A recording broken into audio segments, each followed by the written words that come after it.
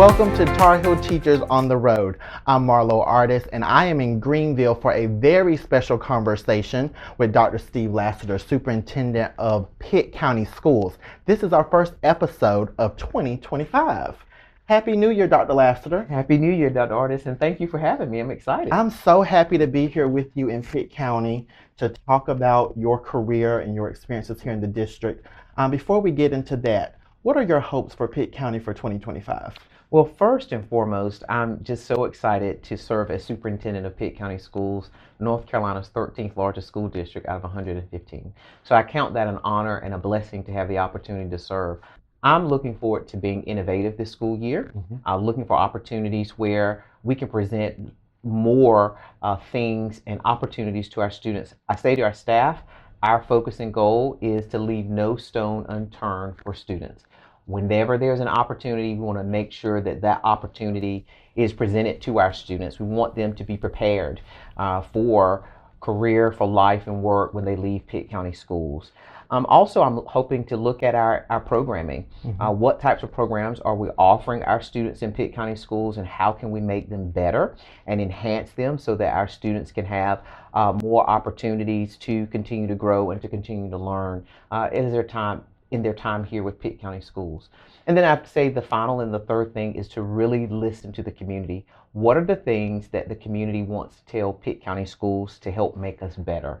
How do we want to listen to our teachers? How do we want to listen to our families? And so I'm looking forward to those listening sessions that we'll begin hosting in February across all 6 attendance areas, and getting input on what our next steps are in our school district. That's really important. That's PCS Speaks. Yes. And we'll talk more about the road ahead, which I really appreciate the way that you've laid that out. And you know a lot about Pitt County Schools, Dr. Lassiter. You've been with the district for a very long time. Yes. Started your career in 2004, 20 years ago. Can you believe that? Teacher at W.H. Robinson Elementary and also at E.B. Aycock Middle School. Talk about your time in the classroom and what you remember about those days. Oh my goodness, you're exactly right. 20 years ago, I did begin my career here in Pitt County as a teacher. At W.H. Robinson, I taught 5th grade and absolutely enjoyed teaching 5th grade. Being an elementary school teacher. Some of the best times of my life were in the classroom teaching and supporting our students with learning. However, after that first year of teaching at W.H. Robinson, I had the opportunity to work on a grade level with 6 other teachers who were all veterans. And so it was myself and one other teacher. We both were beginning teachers. My friend Brandon, he and I were beginning teachers, and the rest of our team were veterans. And they said, Steve, if you go to middle school and you teach in middle school, you teach 1 or 2 subjects. And I was just intrigued by them saying you teach 1 or 2 things. And so I transferred the very next year to E.B. Aycock Middle School and taught 6th grade. Now, mind you, I'd always said I would never teach middle school. Wow. I was an elementary teacher. I did not want to teach middle school.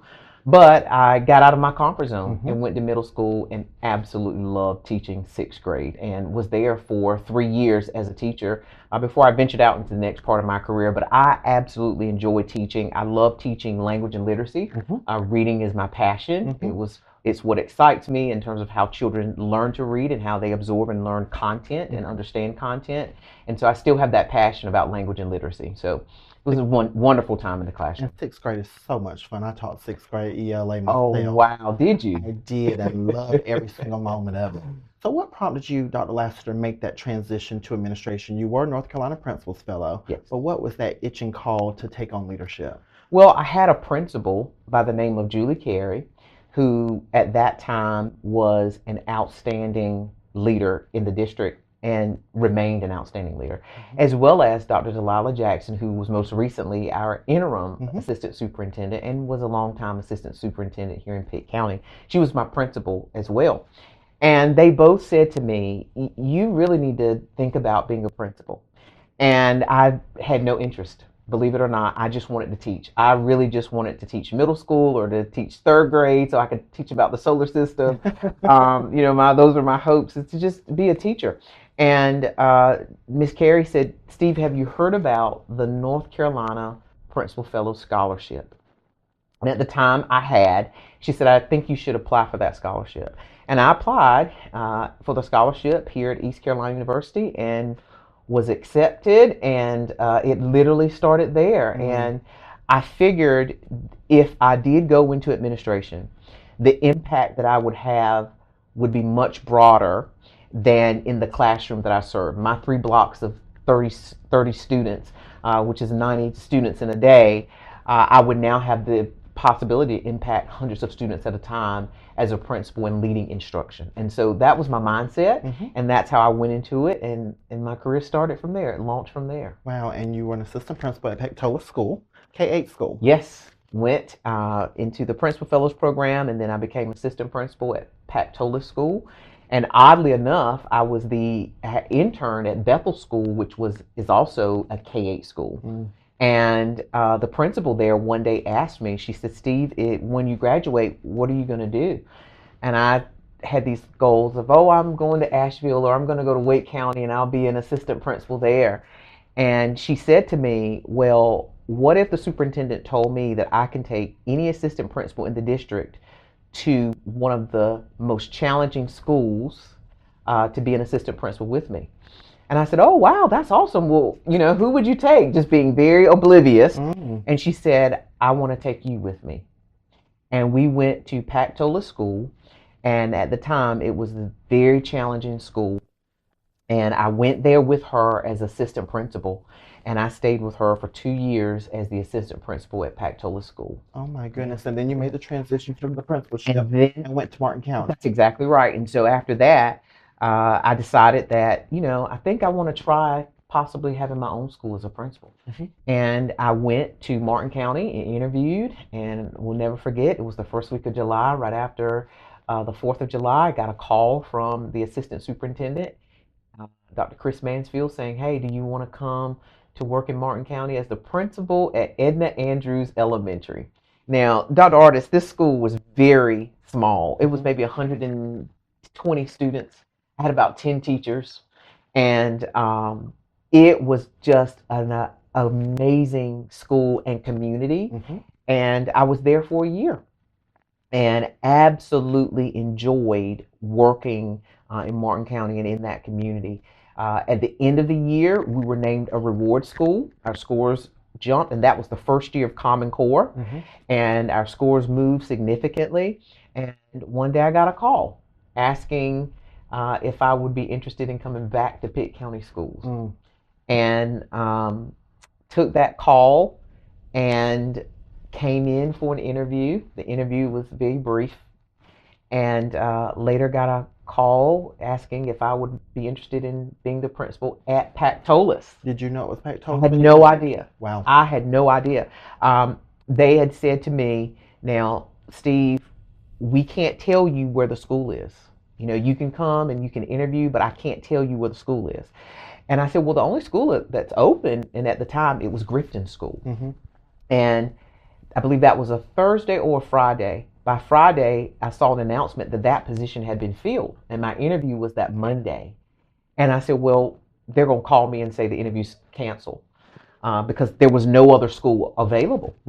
And Monday I came in, and there was the interim superintendent, because Dr. Linker had not gotten here at the time. And they interviewed the assistant superintendents, and it was a few minutes, and they said, we still can't tell you where it is. Wow. There is a position, and we just can't tell you where it is. And I had no clue. I had no clue. And got down the road. The next day, I believe, got a call from HR, Dr. Jackson. Steve, this is Dr. Jackson. And I said, yes, ma'am. Are you still interested in coming back to Pitt County Schools? Yes, I am interested. Well, we'd like to know if you'd like to be the principal of Pactola School. Wow. And I could not believe it. I could not believe that the school I had just left was now open, and I was going to have the opportunity to go back and lead at Pactola School. And what was that like returning to Pactola? It was very challenging. The first year was extremely challenging because the staff was, they were all familiar with me as an assistant principal. So everyone had to shift their lens to now I was the principal. And also, at that time, it was in a very challenging spot. The principal and I had worked together, and she was an outstanding principal, and it was just time for change in her mind. And so I obviously was up for the challenge to go back to Pactolus, and we had to really focus on what's best for students. What do we need to do to improve the academic quality and outcomes of our students here at Pactolus? And I believe at the time we had about 650 students, K-8, and our scores were not where they needed to be. And so I went in with the mindset of trying to live with some things, because you learn that your first year as a principal, if you go somewhere new, you kind of live with some things. And there were some things that I could live with, and then there were some things that I knew were just not good for students. And so I immediately went in and started making some adjustments and some changes, and started to plan out what the standards would look like, what instructional time on tasks look like, a lot of professional development and professional learning at the end of the day. It was intense and it was a lot. However, it paid off, and we were able to meet growth. I was not as excited about that. I wanted to exceed, but after that, we were able to exceed growth and to go from, at the time, out of 38 schools, we were 38 in student growth. We were at the very bottom. By the end of that third year, the end of that first year, second year, we were second highest growth in Pitt County Schools, and we were 2 points from being a C school. And so we made tremendous progress in the 3 years that I was there at Pactolus School. Wow, and was able to exit low performance status. And we exited low performance status in 2 years. We were able to exit low performing, and it was outstanding. Yes, the model PBIS school. Model PBIS.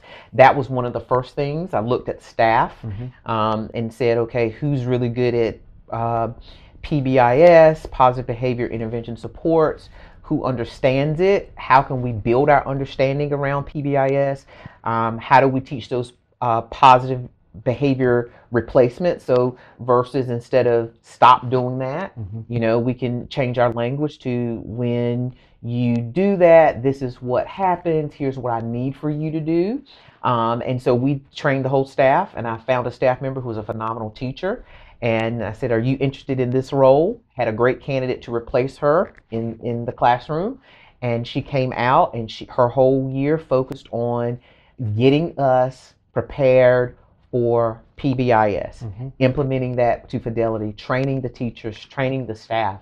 And we settled that behavior where the referrals and discipline was through the roof. We settled that down, and maybe at the end of the year, 100, 200 disciplinary referrals, if that, where it was averaging about 600-700 prior to my arrival. So it got much better. Much better, and you were recognized as the principal of the year for Pitt County Schools. Let's start there. Oh my And goodness. then the regional principal of the year, and was also named in 2015 the Wells Fargo, North Carolina principal of the year. Yes. What Yes. did that experience teach you about leadership, and how did it really mold your leadership perspective? Well, I always say it's very humbling, because I didn't nominate or choose myself. My colleagues and a panel of individuals across the state of North Carolina made that decision for me. And the only thing that I did was put in the work. And I think that is my focus as a leader, is always putting in the work, even when you're not popular. I've had my moments of when I've just not been very popular as a leader in terms of what people like.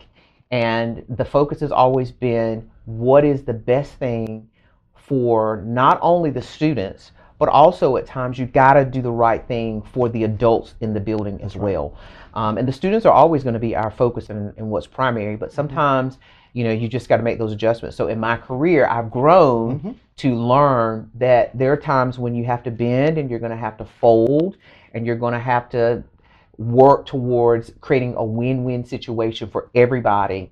And so that process taught me that it is humbling when your peers and your colleagues and these panel of individuals say you're the one that we're choosing, not only to represent us, but to be our voice. And that's what it is when you're chosen to be an of the year, as I call them.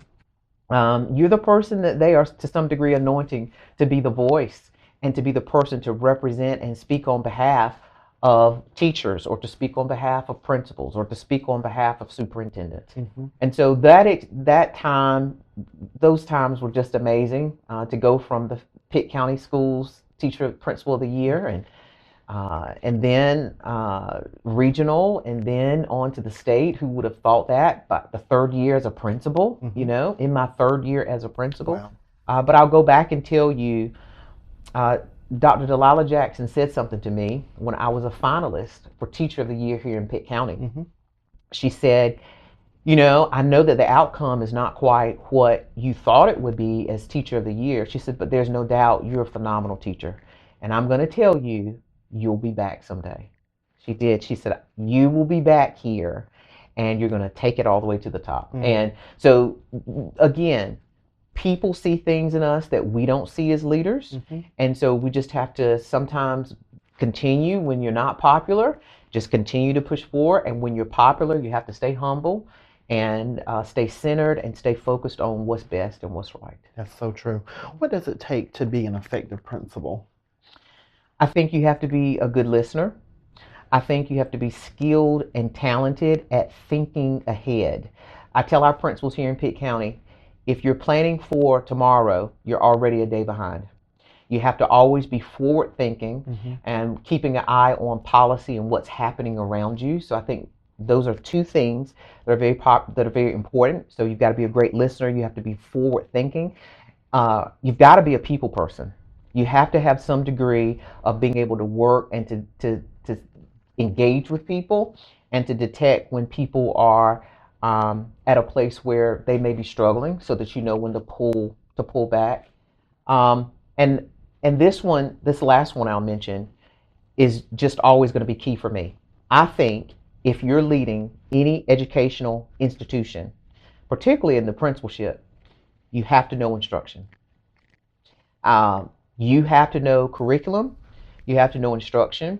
You have to know what it looks like when curriculum and instruction is designed. You've got to know what it looks like in execution, and when it's not well executed, how do you go back and provide feedback so that it's corrected?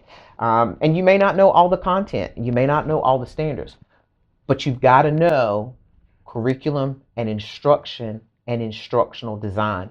And that's important to me. Any person that, typically I'm going to hire, my main focus is you can be great at the cultural leadership. You can be great at the strategic leadership. You can be outstanding at micro political politics, external development. But do you know curriculum and instruction? And do you know what good curriculum instruction looks like when it's executed? And I find when people know that, they also know how to execute well in other things, because leadership is about execution. The superintendent or the assistant superintendent say, this is what we're doing and this is what needs to be done. As a principal, you've got to execute it. We don't typically come and do it for you. You've got to be able to execute. So I think if I add a fifth one in there, you've got to be a person who knows execution and how to produce and make things happen.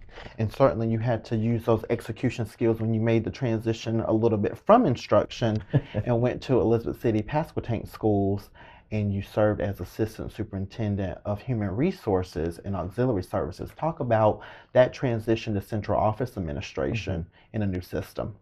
I absolutely loved that job. I loved being Assistant Superintendent of Human Resources and Auxiliary Services. It was a huge learning curve leaving Pitt County, which is the place that I knew, to a place that was a bit closer to home, Edenton, North Carolina, working in Elizabeth City Pasquotank, and leaving children, leaving a building of children, as well as the teachers and instruction. And that was extremely hard. The first 6 months was very rough in trying to adjust, not to the job, but it was being away from the students. That was hard. However, I had a great superintendent, Dr. Larry Cartner, who was very patient with me and taught me a lot about what I know when it comes to execution and holding people accountable and having a standard.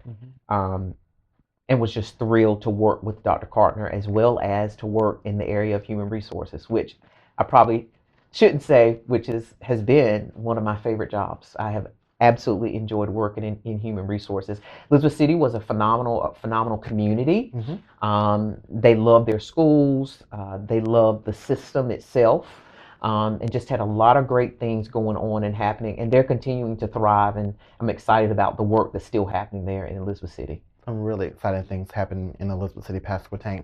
When we return, we're going to talk about Dr. Lassiter's experience in district administration in Pitt County Schools. He made a return to Pitt County. We'll be right back.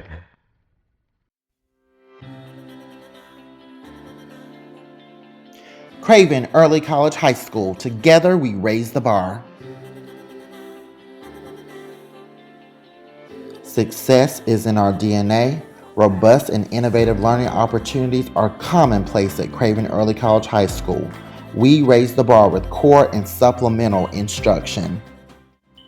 The key to our success is our stellar team of premier professionals, boldly achieving results. Our community is committed to our success, and we are so grateful for the village that encamps us. We really are stronger together. Because here you're getting more than just a step in college and in the right direction. You're learning life skills that you can take to the table at any job that you want to go to. Craven Early College High School. Together we raise the bar.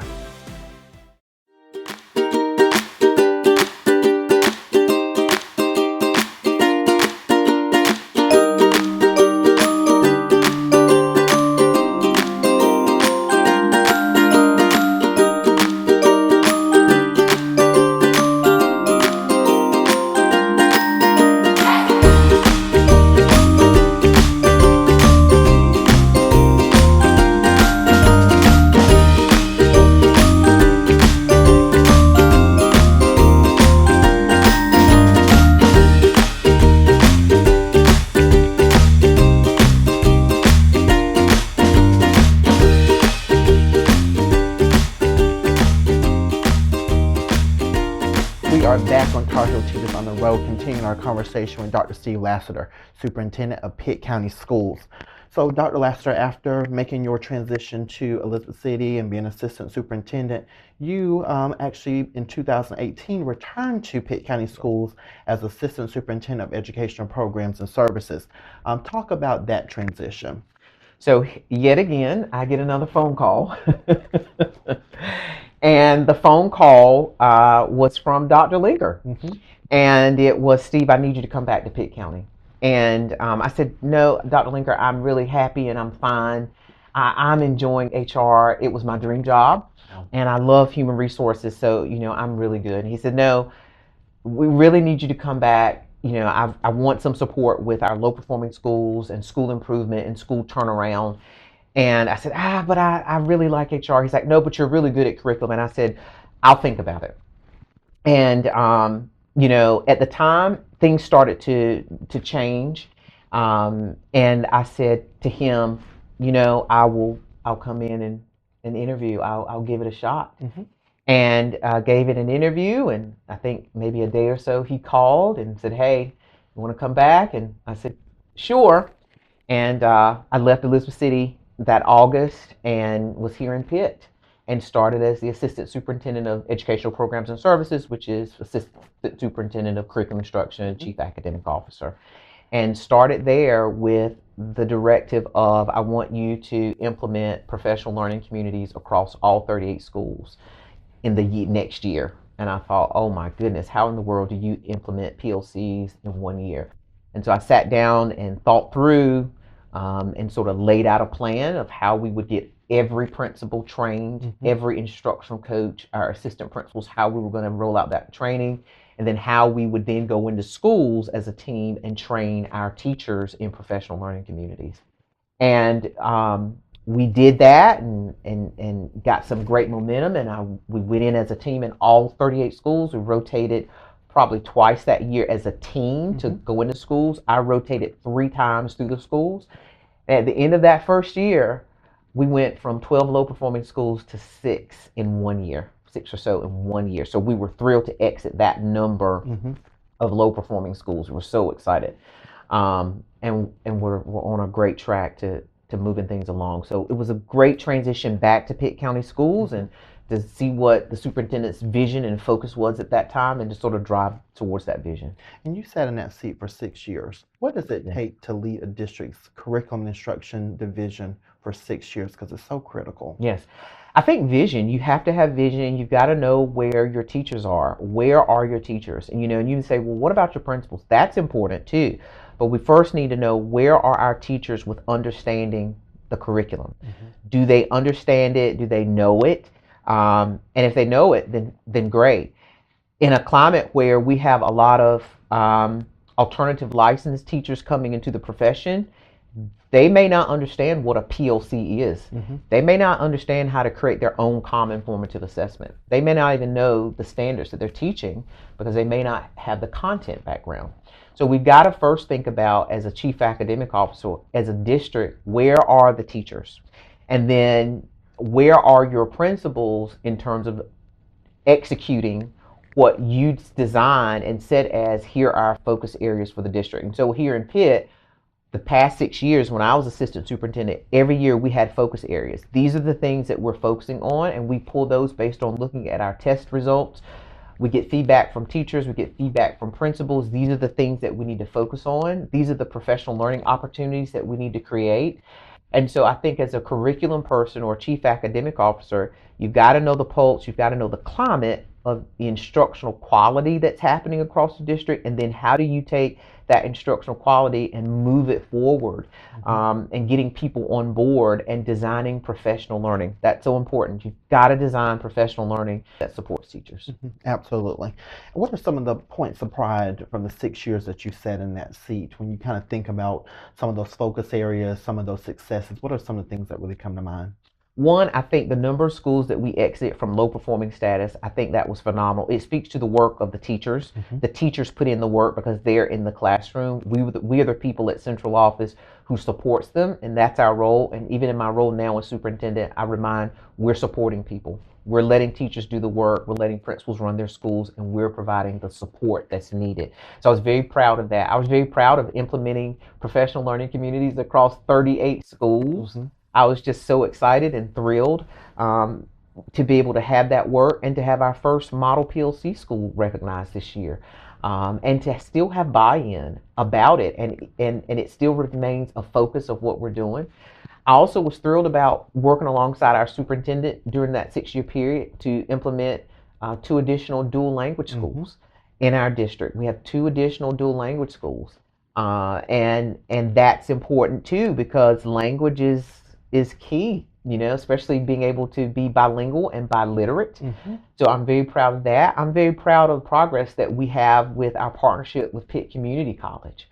We have a phenomenal partnership with Pitt Community College, allowing our high school students to access those courses, those CCP courses, and students being in less debt when they graduate because they're able to earn a degree or some type of credentialing. And I'm just so proud in those 6 years of that, the things that we've done. And those are the things that come to mind that I'm just so excited about. So many great things happening in Pitt County Schools. So in April 2024, you were promoted to deputy superintendent. Yes, our superintendent at the time announced his retirement that January. And on April the 1st, the Board of Education said, we'd like for you to be our deputy superintendent. And so I said, why not? I'd give it a shot. And I absolutely enjoyed that role as well. And it was to build some continuity, as they know our superintendent, Dr. Linker at the time, was moving towards retirement. And so they wanted someone that, one, obviously knew the system and that could sort of maintain things as we move forward. And so that was my role. My role was to, one, shadow and learn from the superintendent, if you wanted to call it a shadowing opportunity, but also take that time to learn the other functions. Mhm. Now, mind you, I had done HR, Mhm. I had done operations, which is auxiliary services in Elizabeth City. I had done curriculum instruction, and so my main focus was on finance, Mhm. really focusing on finance, and I'd done a bit of student services. So I didn't have that much of a steep learning curve, but I had not done it here in Pitt in a larger district. So I was using that time to refamiliarize myself with those processes and those systems as deputy superintendent, in addition to um, making decisions for the 2024-25 school year, because that was going to be important. That our superintendent was departing in July, so there needed to be someone to think about making decisions for the next school year. So I enjoyed those few months of being the deputy superintendent and working with all of our assistant superintendents and executive directors. I think Pitt County did a very great job with that transition from deputy. Then in August, you became interim superintendent when Dr. Linker retired. And then November, you were named superintendent. What have you enjoyed most about the superintendency? So the superintendency is so multifaceted, and I have honestly enjoyed everything about it.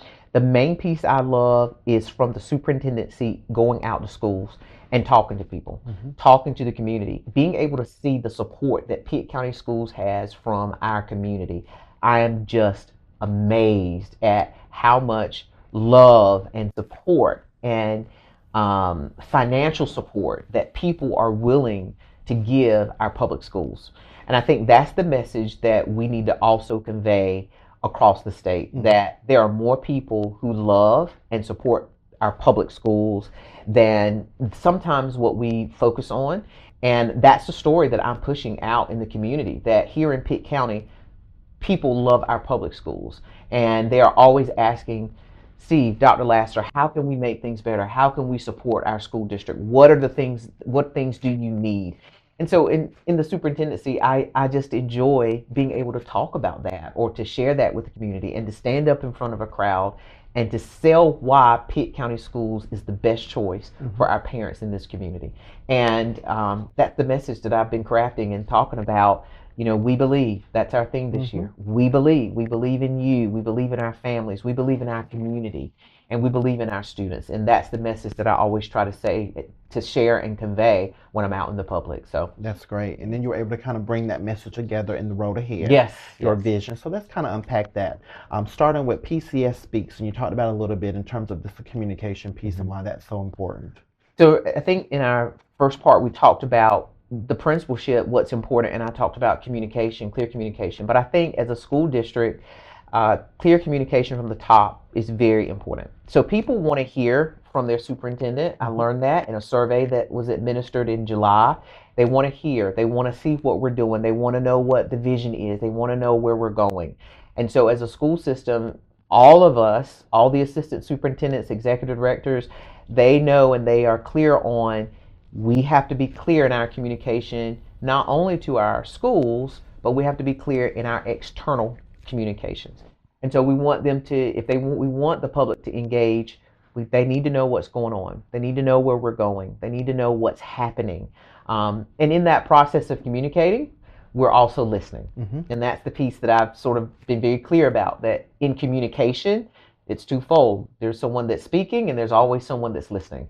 And so in this case, we're going to do both. We're going to speak, but we're also going to pause to listen and get input from the community and move forward. And then we have PCS Leads, Leadership Development. Yes, leadership is so important. So that part focuses on how are we going to build our leaders here in the district? How do we also make them better? How do we show leadership in the community and how we are leading and moving forward as a school district? The leadership is just going to be important to how we build our system, that we're looking for great talent, we're looking for great leaders, we're looking for great teachers, and we're also wanting to make sure that our teachers feel like they have the opportunity to lead as well. Teacher leadership is so important. I love that you all had that. I believe over 400 teachers are in some type of leadership development program. Yes, absolutely. At our Division of Educator Effectiveness and Leadership Department, that focuses on professional learning, and that department focuses on the professional capacity of teachers and school leaders. And we engage a number of teachers throughout the whole year and through the summer. We have a lot more opportunities in the summer because we try to be mindful of not pulling our teachers out of the classroom. But in the summer, we have those opportunities for them to engage. Yeah, I think that's so important when we have that emphasis on teacher leadership, because teachers are definitely leaders. And then also PCS Learns. So this is the area where we are focusing on teaching and learning. We're educational institutions, so we've got to focus on the learning process. And what our commitment is to our students. As I've shared, no stone left unturned. If it's an opportunity for our students, we're going to figure out how to provide them that opportunity, how we're going to continue to raise our test scores, how we're going to close academic gaps, and make our students better. So what are also the needs that our teachers have to make curriculum and instruction design better for them in the classroom, so that they can make sure that they're teaching great standards and great lessons to our students. So looking at those financials of Pitt County Schools to see how can we pour back into the classroom to make sure that learning is happening at high levels. So that's the other focus of ours. And then we have PCS Inspires. So inspire is what it is. You know, how can we inspire people internally and externally to embrace our system? I believe one of those tenets there is, if a teacher wants to become something different in the system, or an assistant principal wants to become something different, maybe a principal or in an advanced teaching role, how do we get them there? If our students desire to have a career that they take care of themselves and their families, how do we get them there? So we want to make sure that we're inspiring not only internally, but how do we inspire our community to say, we love Pitt County Schools and we want to be a part of the great work that they're doing. That's great. And the last one, PCS Empowers. PCS empowers. And so makes us stronger. How do we empower ourselves to be strong?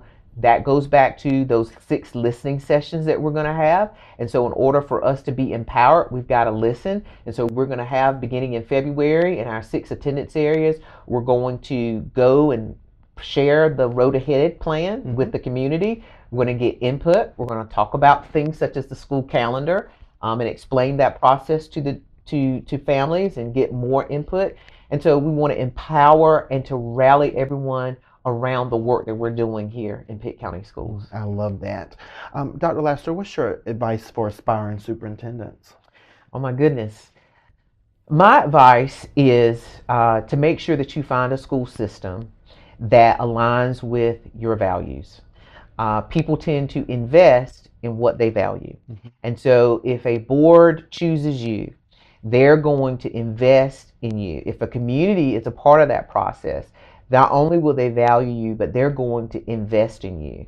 I would say take your time as a superintendent when it comes to your decision making and your processes and the work you're trying to build, and bring everybody with you.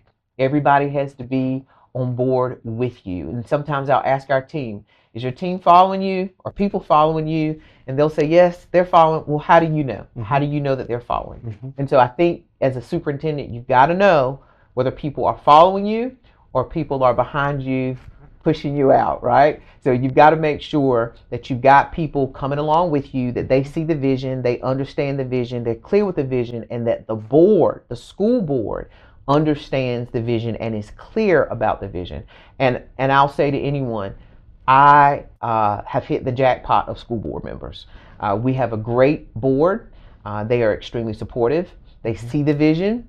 They understand the vision. They know exactly where we're going because they are a part of me crafting that vision and listening to what their goals and expectations are for the system and of me as their leader. And I'm committed to that, and I try to demonstrate that. So demonstrate your commitment as a superintendent to your board and to the community. That's wonderful. And we believe that you are going to help the school system reach even higher levels of success. Pitt County Schools is in great hands with Dr. Steve Lassiter Jr. as the superintendent. Thank you so much for having me. Thank you so much for having me, Dr. Artis. I really have enjoyed it. We look forward to seeing you next time on Tar Heel Teachers on the Road.